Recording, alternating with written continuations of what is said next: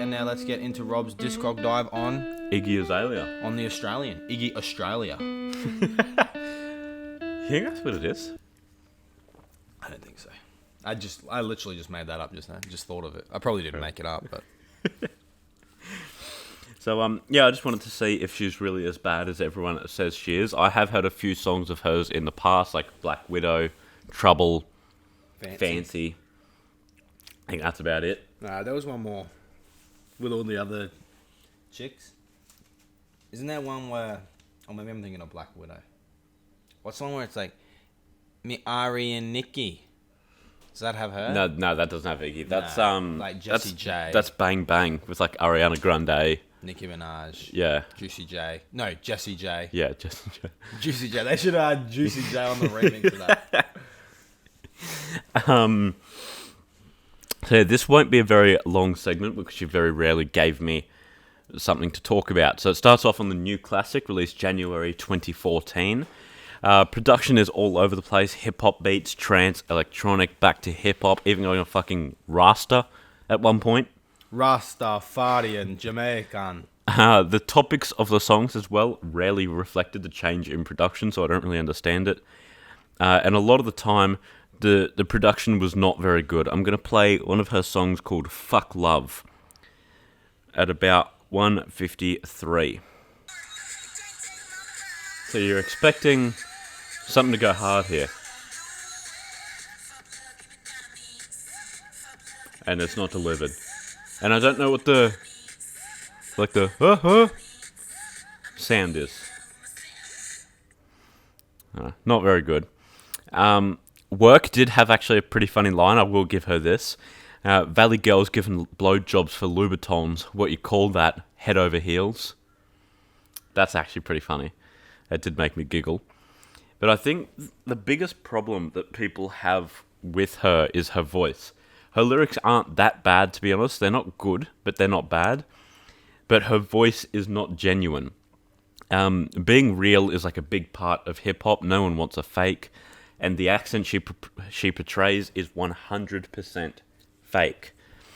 In one of her songs, she said the word Aussie, but she pronounced it Aussie. Which is Ozzy and Ricky.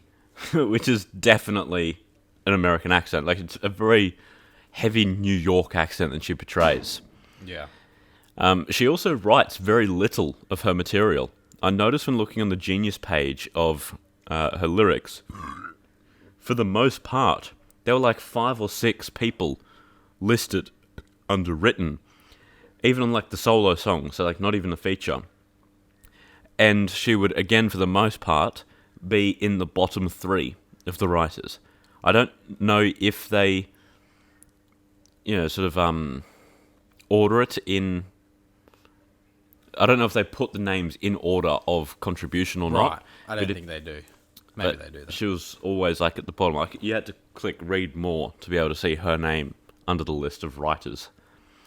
I noticed something else as well. One thing that a lot of Iggy fans say as a defense, that like I noticed a lot of comments down said how fast she can rap. But when she does speed up, she misses about half of the syllables. So like she'll skip over like of and the. Like, sort of like filler words, I guess. And obviously that makes it faster to rap. So that was not a very good album. It was very uninspired and very little to like.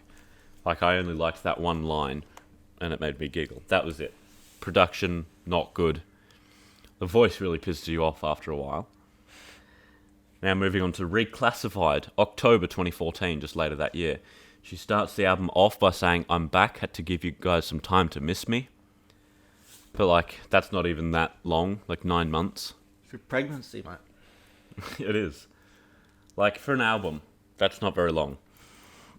But the first thing I noticed when looking at the Genius page of the first track is Iggy co-produced it.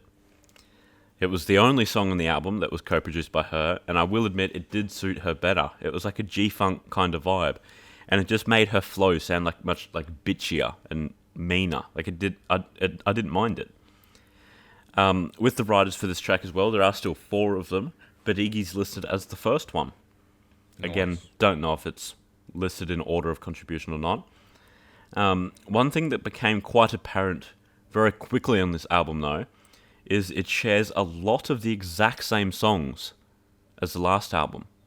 It really confused me at first. It's 12 tracks long, and 7 are just copied and pasted from the last album. So there's only 5 new songs. It's called Reclassified, and the first one's called The New Classic, so I thought maybe she'd change the song in some way, like change a verse, add a feature, but Right. they're literally just the exact same songs. Piss. Like, who does that? What would you do if Kanye released an album, and then later that year released basically the same album, but with like 5 other songs on it? Mate, at least I got 5 songs, so I'll take that as an absolute win. That's fucking... Nah, that's a miss. The last album wasn't great, maybe a 3 out of 10, and this one was worse. Then moving on to In My Defense, which came out 2019, I believe, like October 2019? She had a 5-year hiatus. Yeah. It's fucking T.I. Fucked her up. He was probably examining her. Fucking weirdo. Oh. Fucking weird guy. Fuck you, T.I. Fucking weird bastard. I did not know that A$AP Rocky and Iggy dated as well. Yep. And basketball player Nick Young, too. Yeah. I think she's still dating Nick Young, like, now. Nah, they broke up. No? Nah, they broke up. He was cheating Okay. on her. Like, D'Angelo Russell. What a dog. Mate, he was a basketball player, and he was like, he like leaked, like he was like filming in the room, like they were staying in like a room together or whatever, like Nick Young and D'Angelo Russell, and then he got like Nick Young to like admit that he was like sleeping with other girls, and then he just like leaked it. Oh, what a dick. Why? I don't know. Well, Like like had to be on the same team. Nick Young's a dick for cheating too, but like... I don't know. D'Angelo Russell's a beast. Like now he is. Anyway, Nick Young doesn't even play anymore. He's that shit.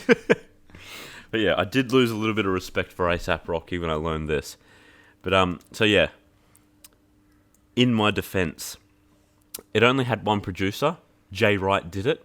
He's a trap producer, and I don't think that suits her. Every song is written by Ronnie Wright, John Turner, and then Iggy.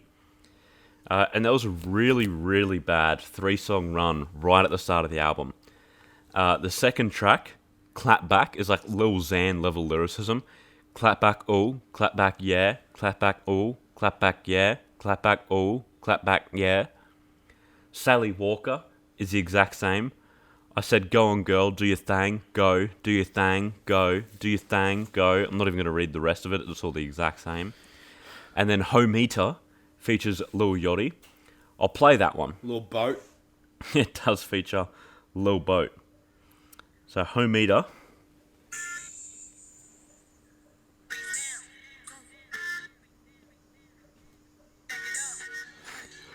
I don't know what to expect from this. When's it going to start playing again? I don't know. That's not too good. And then Lil Yachty. Mate, he jacked that off English Boy 21 Savage. It's quite dreadful. I honestly didn't think she could get I didn't think she could get worse. But in this album, she like tacked on shit lyricism as well. In Spend It, she's like, if I want it, I'ma get it. In Big Bag, she's like, I pull up with the big bag, pull up with the big bag. In Comme des Garçons, she makes her voice the worst I've ever heard it. That one I'm gonna play.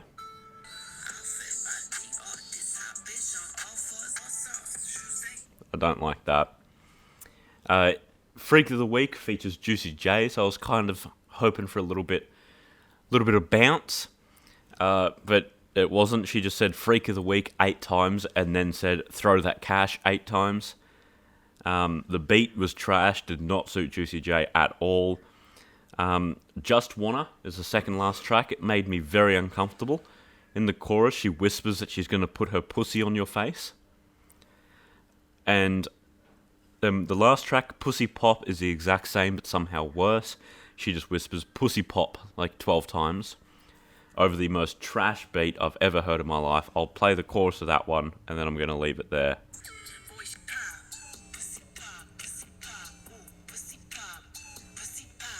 Usually, at the end of a Discog dive, we give 7 songs to check out. I don't have one. Avoid her. It's not very good.